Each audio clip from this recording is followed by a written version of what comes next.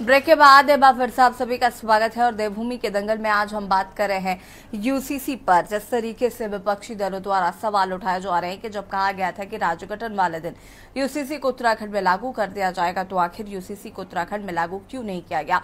क्या ये महज एक चुनावी शगुफा है? इसी पर बातचीत कर रहे हैं शांति प्रसाद भट्ट जी हमारे साथ जुड़े हुए हैं, केंद्रीय प्रवक्ता यूकेडी। शांति प्रसाद जी, क्या कुछ कहना चाहते हैं इस पूरे मसले को लेकर, जिस तरीके से यूसीसी अभी तक लागू नहीं हो पाया है और बखान जो है वो चौतरफा है यूसीसी का, लेकिन धरातल पर लागू अभी तक नहीं हो पाया? देखिए यशी जी, भारतीय जनता पार्टी ने यूसीसी का जिस तरीके से प्रचार किया, ठीक उसके विपरीत पूरे उत्तराखंड के अंदर नौजवान सड़कों पर रोजगार और भ्रष्टाचार को लेकर उतरे पड़े थे। उत्तराखंड का जनमानस उत्तराखंड में मूल निवास भू कानून की बात कर रहा था और उपनल के कर्मचारी ये इस बात को लेके सड़कों पर थे कि सुप्रीम कोर्ट की गाइडलाइन जो दी गई है उसके अनुसार हमको नियमित करें। ऐसे में धामी जी के सामने सबसे बड़ी चुनौती केदारनाथ का चुनाव था। वहां भारतीय जनता पार्टी बुरी कदर हारने की ओर है। तो जो जनता के बीच से मैसेज निकल कर आ रहा था कि यदि जबरन धामी जी ने यूसीसी को आगे किया तो जनता कहीं और बड़े आंदोलन की ओर न चली जाए और इसका दुष्परिणाम केदारनाथ चुनाव में हार का हो और उनकी गद्दी चली जाए। इस डर के कारण धामी जी बैकफुट पर आए। तय घोषणा के अनुसार 9 तारीख को वो घोषणा करने में डर गए। ये उत्तराखंड की महान जनता की जीत है। आखिर सनातन धर्म के ऊपर इतना कलंकित कानून लेकर आया जा रहा था जिसमें सनातन धर्म की बेटियां लिविंग रिलेशन में रहे उसकी अनुमति सरकार देगी। मतलब 1 साल में कोई भी आएगा यहाँ शादी करेगा और वो यहाँ का नागरिक हो जाएगा। ऐसे ऐसे प्रावधान उसमें थे जो केवल वोट के लिए धामी जी ने बाहर के लोगों को खुश करने के लिए इसमें ये प्रावधान डाला था। चलो देर आए दुरुस्त आई, अकल आई इनको। डर के ही सही, अगर इन्होंने ये कानून नहीं लागू किया तो एक अच्छा संदेश गया है कि जनता का दबाव वर्तमान भारतीय जनता पार्टी सरकार मान रही है।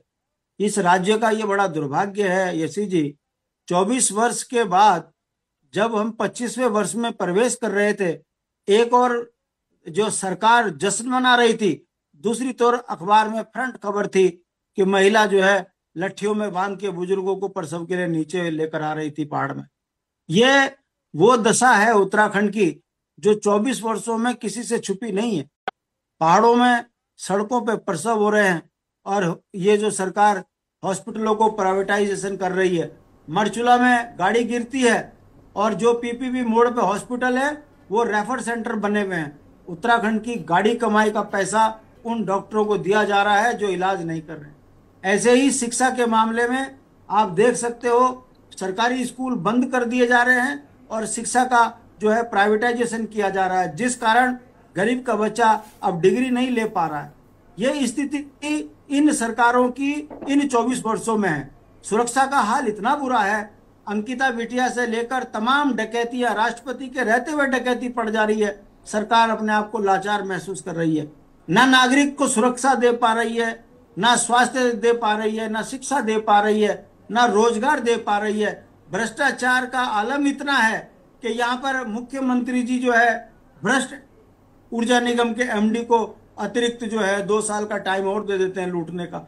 इसमें जनता सड़कों पे। कहने का मतलब है सत्ता जनता अपने अधिकारों को सुरक्षित करने के लिए चुनती है और ये सरकार 40% कमीशन, भ्रष्टाचार और बेईमानी पे लगी है। यही कारण है कि जनता आंदोलित है और केदारनाथ के चुनाव में हार के डर से अभी फिलहाल यूसी से उन्होंने अपना हाथ पीछे किया है। मेरा पूरा विश्वास है कि धामी अगर यूसीसी लागू करते तो आज पूरे उत्तराखंड के अंदर जनता आग बबूला हो जाती। धामी जी का ये जो कृत्य था ये बड़ा बहुत ही गंदा कृत्य था कि यदि यूसीसी लागू हो जाता तो उत्तराखंड की जनता को इससे क्या लाभ होता, भाजपा बता नहीं पा रही थी। हाँ, हिंदू मुस्लिम का डर दिखाकर आप यूसीसी कर रहे थे, मगर जब उत्तराखंड की जनता इन चीजों को समझी और जनता ने जन आंदोलन शुरू किए कि यूसीसी सनातन धर्म की संस्कृति पर हमला है, ये बर्दाश्त नहीं किया जाएगा, तो बैकफुट पर आए। चलो देर से आए पर आए, इसके लिए भाजपा को बधाई कि कम से कम अकल तो आई। अरे जनता ने तुम्हें चुन के भेजा है, जनता की आवाज को बनो, मूल निवास लागू करो, भू कानून लागू करो, नौजवानों को रोजगार दो, सुप्रीम कोर्ट के जो आदेश है उसका अनुपालन करो, अच्छी शिक्षा दो, अच्छे स्वास्थ्य दो, सुरक्षा की गारंटी दो आम जनमानस को। इन चीजों पे आप फेल हो। ध्यान भटकाने के लिए आप यूसीसी की यूसीसी कर रहे थे, आपको अकल आ गई, ठीक अच्छी है। बात है। कम शांति से कम प्रसाद जी, ये तो माना धामी जी ने। शांति प्रसाद जी, ठीक है, वापस आते हैं। जपेंद्र सिंह जी, जिस तरीके से अभी यहाँ पर शांति प्रसाद भट्ट जी कह रहे थे, क्या वाकई बैकफुट पर आ गए?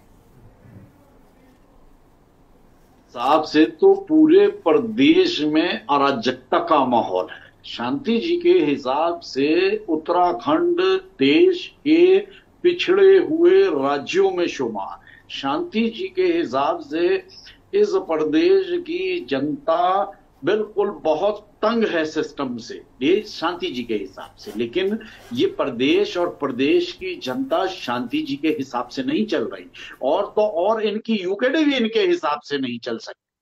तो ये एक बहुत अच्छी लगती है ऐसे भाषण वाले वक्तव्य ऑन स्क्रीन, बहुत अच्छी बात होती है। आपको ठीक है, आपको एक अभ्यास भी रहना चाहिए इस तरह का ऑन स्क्रीन भाषण देते रहने का।